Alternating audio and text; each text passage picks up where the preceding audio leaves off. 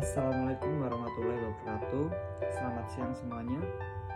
Perkenalkan, nama saya Miftahul Umam dengan NIM 20 10 80 299, kelas Fikih Muamalah Kontemporer C. Pada kesempatan kali ini saya akan membahas atau mengkaji mengenai isu-isu jual beli dalam perspektif fikih muamalah. Perkembangan dari jual beli kontemporer ini tidak lagi mengandalkan jual beli tatap muka.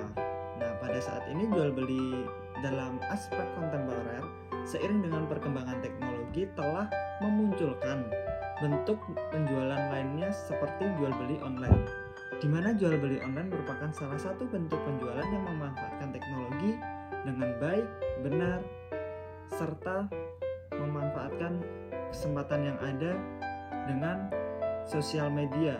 Jadi alat yang digunakan itu bisa seperti telepon, tablet, gadget, dan sebagainya. Hukum dari jual beli online ini merupakan boleh. Jadi hal ini menjadi perdebatan dari berbagai ulama seiring dengan perkembangan zaman hingga tingginya aktivitas jual beli di e-commerce. Jadi ulama berpendapat jual beli menggunakan elektronik itu hukumnya sah apabila sebelum transaksi kedua belah pihak melihat barang secara langsung yang diperjualbelikan baik sifatnya maupun jenisnya, serta memenuhi syarat dan rukun jual beli lainnya berdasarkan pengambilan hukum. Adapun juga rukun akad jual beli online yang baik benar itu yang pertama ada penjual, ada pembeli. Yang kedua ijab qabul terpenuhi di mana konsumen harus menyetujui syarat dan kondisi jika proses transaksi ini dilanjutkan. Yang ketiga, objek akad dalam jual beli online harus jelas spesifikasinya. Yang keempat, tujuan akad tidak boleh bertentangan dengan syariat. Yang kelima, kadar atau ukuran objek yang dijual atau diperjualbelikan harus jelas. Dan yang terakhir, jangka waktu pemesanan objek jual beli juga harus jelas. Dalam buku Syarah Al-Qunut Al-Nafis karya Muhammad bin Ahmad Asy-Syatiri dituliskan bahwa diperhitungkan akad-akad yang dijual belikan berdasarkan substansinya, bukan berdasarkan lafaznya. Peralatan seperti telepon, media sosial, dan sejenisnya hanyalah alternatif alat komunikasi yang lumrah untuk digunakan pada masa sekarang, mengikuti dengan perkembangan zaman. Dalam pandangan mazhab Syafi'i, dalam perkara perdagangan, barang yang diperjualbelikan itu disyaratkan dapat dilihat secara langsung oleh kedua pihak antara penjual dan pembeli. Hal ini merupakan bentuk kehati-hatian agar tidak terjadi penipuan atau gharar dalam hal jual beli karena Rasulullah melarang praktik tersebut sebagaimana dalam hadis dinyatakan Rasulullah SAW melarang jual beli di dalamnya terdapat unsur penipuan dalam hadis HR Muslim. Islam merupakan agama yang sesuai dengan perkembangan zaman. Dengan demikian, Islam tidak melarang jual beli online. Perkembangan teknologi yang semakin mudah, canggih, dan beragam membuat perubahan pada perilaku masyarakat, terutama pada kegiatan berbelanja.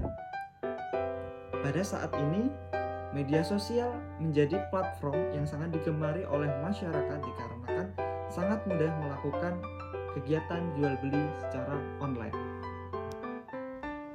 Bahkan semenjak adanya pandemi COVID-19, melakukan jual beli online menjadi kebiasaan baru.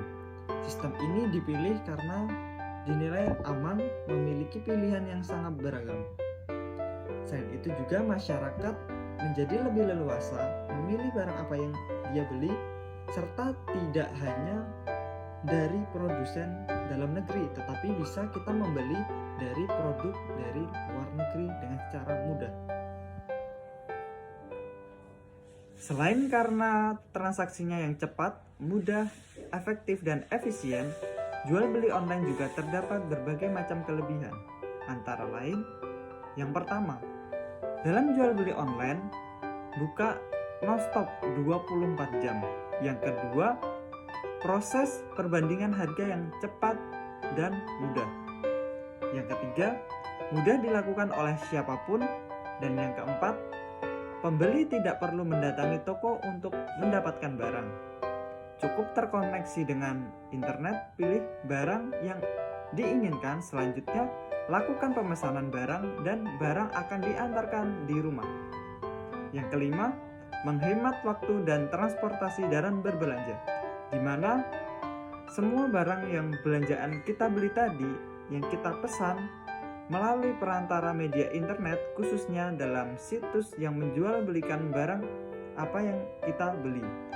Yang keenam, pilihan yang ditawarkan sangat beragam, di mana sebelum melakukan pemesanan kita dapat membandingkan berbagai macam produk yang ditawarkan dari aspek harga yang ditawarkan ataupun aspek-aspek lainnya yang menjadi bahan pertimbangan kita untuk membeli suatu produk. Yang terakhir, menawarkan berbagai macam promo. Nah, di sini untuk generasi muda sekarang sangat menarik sekali karena promo ini juga akan menarik dari minat masyarakat itu sendiri. Dengan hanya menggunakan media elektronik, kita dapat dengan mudah membeli dan mencari barang sesuai dengan kebutuhan kita. Namun, terdapat berbagai permasalahan yang mungkin terjadi di dalam jual beli online. Di antaranya, yang pertama, kualitas produk yang kurang pasti. Yang kedua, potensi untuk menipu penjual. Yang ketiga, potensi untuk menipu pembeli. Di sini juga terdapat kasus mengenai jual beli online, yaitu mengenai kasus di mana seseorang yang bernama Chandra M, warga Kulon Progo itu membeli sebuah ponsel, ya, tetapi isinya tuh kardus. Nah, kronologinya itu bermula ketika si Chandra ini membeli ponsel lewat akun Facebook yang salah satu merchantnya menawarkan ponsel dengan harga yang murah, yaitu sekitar harga 3,6 juta. Hal tersebut menarik si Chandra untuk menghubungi si merchant untuk melakukan kegiatan jual beli. Langsung dia memesan transaksi tersebut. Tidak lama kemudian Chandra benar-benar memesannya. Naas, barang yang dia beli tadi itu datang ke rumah dengan harga yang 3,6 tadi, tapi kardusnya itu kosong, nggak ada HP-nya. Dia langsung menghubungi pihak kepolisian untuk menindaklanjuti kasus tersebut. Adapun dalil Al-Quran yang membahas mengenai jual beli dengan cara menipu, itu tidak diperbolehkan dalam Al-Quran dan telah dibahas dalam surat An-Nisa ayat 29, yang artinya, hai orang-orang beriman, janganlah kamu memakan harta sesamamu dengan jalan yang batil, kecuali dengan jalan perniagaan yang berlaku dengan suka sama suka di antara kamu. Dan janganlah kamu membunuh dirimu, sesungguhnya Allah adalah Maha Penyayang kepadamu. Pada bahasan sebelumnya kita sudah membahas mengenai kelebihan dari jual beli online. Nah, tentunya di balik kelebihan ada kekurangannya. Nah, kekurangan dari jual beli online itu diantaranya pembeli tidak dapat memperhatikan detail produk yang ditawarkan, biaya pengiriman yang mahal, serta produk tidak dapat dicoba, serta yang terakhir terjadinya resiko penipuan seperti contoh yang telah saya sebutkan tadi di atas.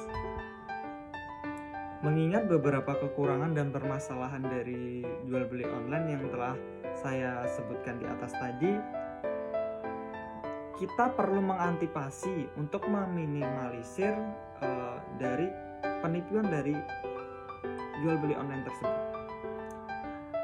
Hal yang perlu dilakukan kita antara lain, yang pertama, dalam penjualan online harus menampilkan secara utuh penampilan dan spesifikasi barang yang dijual. Yang kedua, harus ditambah dengan akad tambahan, yaitu di mana hak pilih sebagai pembeli untuk membeli suatu barang yang dikirim tidak sesuai dengan ekspektasinya, maka akan ada perjanjian baru. Dan yang ketiga, melakukan media pembayaran yang aman, di mana hal ini bertujuan untuk melindungi dari sisi penjual dan maupun dari sisi pembeli. Nah, dari sini kita dapat simpulkan bahwa kerugian dari kegiatan jual beli online tadi perlu dipertimbangkan lagi. Ada baiknya setiap konsumen yang perlu memperhatikan, berhati-hati juga dalam melakukan kegiatan jual beli online agar terhindar dari segala sesuatu yang tidak diinginkan. Selain itu, kita juga perlu jeli serta fokus dan memperhatikan perusahaan ataupun produsen yang memasarkan produk agar kita terhindar dari kegiatan penipuan. Sekian dari saya, kurang lebihnya mohon maaf. Wassalamualaikum warahmatullahi wabarakatuh.